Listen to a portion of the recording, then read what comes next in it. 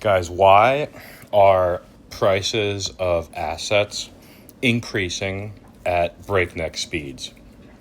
Why is it that crypto, stocks, Pokemon, Yu-Gi-Oh, Magic, tangible assets that are not fiat, why are they increasing in value? Remember on my last video, like increasing in value. Anything that increases in value, we buy. Now, there in my last video, or a couple videos ago, I was talking about Pokemon and how whales have entered the Pokemon space. I'm thinking now, I'm seeing a lot of Pokemon tubers getting very frustrated with their space, and I'm seeing a lot of crypto tubers getting frustrated with our space.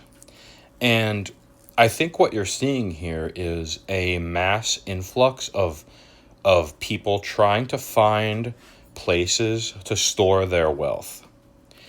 And the last 5 years, the Pokemon market has really been strong, and people have been able to make a lot of money. Plus, you're able to buy things from retail stores and then sell them on eBay.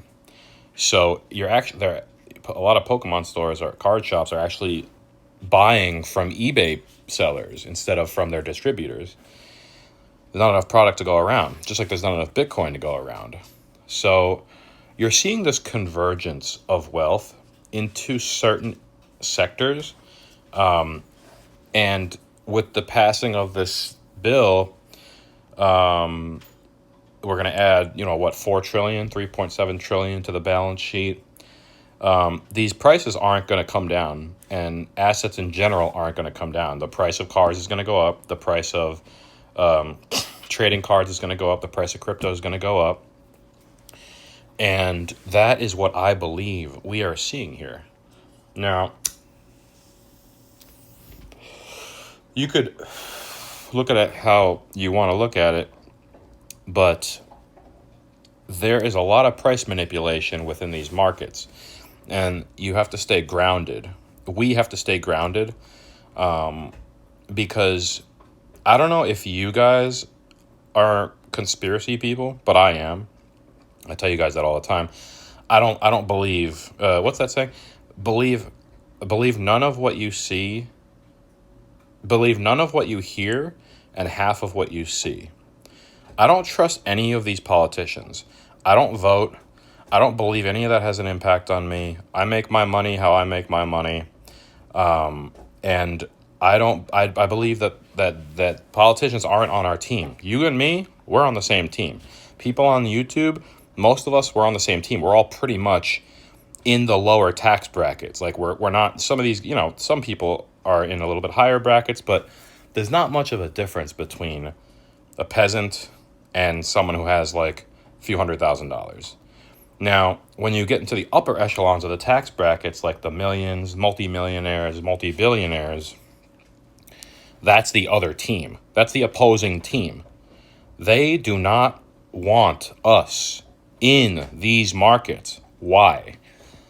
Why? Because they have successfully printed a ton of money throughout the last 100 years or 70 years.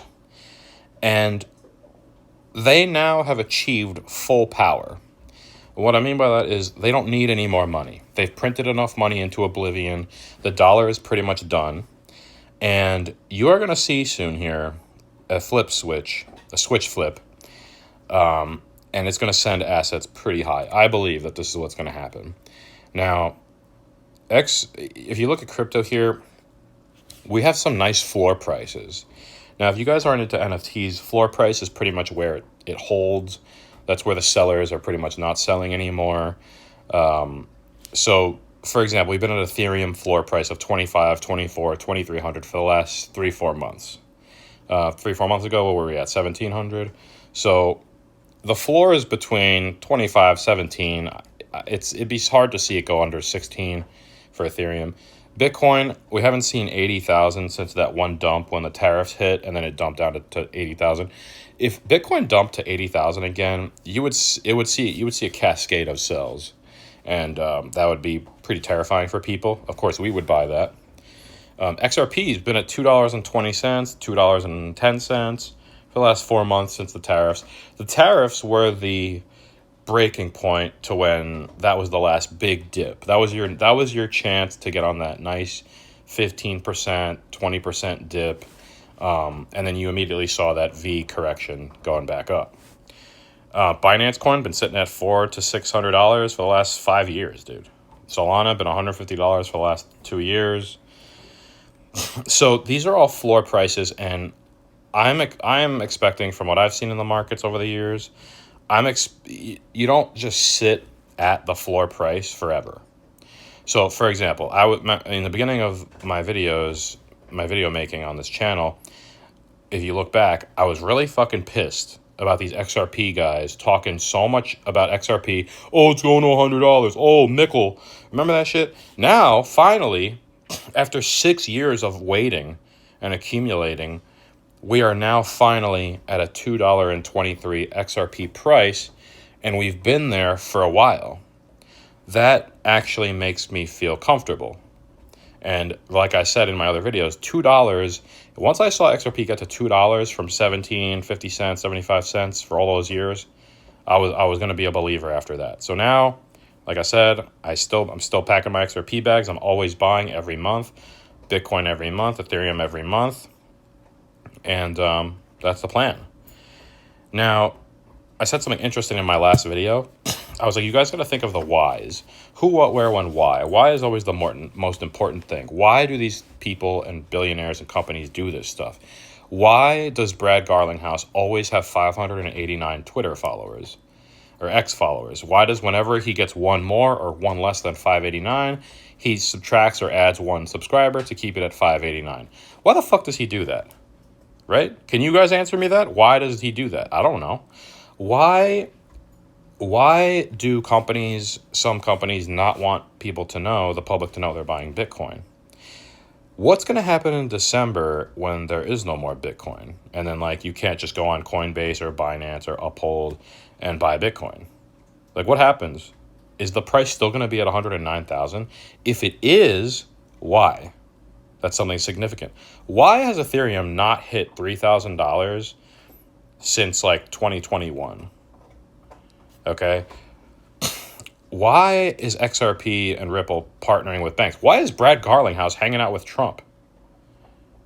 Like, these are all things that you guys have to ask yourself when you're thinking about these markets. Like, is this something that the masses aren't awake to yet? Yes, it is. And it's surprising, because in my last video, like, everyone was like, and I called this shit too. Like, I knew at $100,000, nothing was going to happen. The public was not going to be impressed with $100,000 Bitcoin. It's just, the public has become too numb to crypto ups and downs. And then you had the 2021 bull run when we were having, like, crypto commercials, Tom Brady laser eyes, and Tesla putting Bitcoin on the balance sheet. 2021 was a crazy year for crypto. You had Super Bowl commercials. Like, now, you don't hear about it on TV anymore. It's like the powers that be do not want any more news on crypto for a little while. But I guarantee you, once again, we're going to have a nice bull run again, big-ass bull run, just like 2021, and you're going to see the NFTs back on TV. You're going to see Jimmy Fallon back on the NFTs. You're going to hear Justin Bieber, another Bored Ape. And these are the patterns that you guys have to pay attention to when it comes to these markets. The why is always important. As long as Brad Garlinghouse is continuing to keep his ex-Twitter followers on 589, I will probably continue to buy XRP.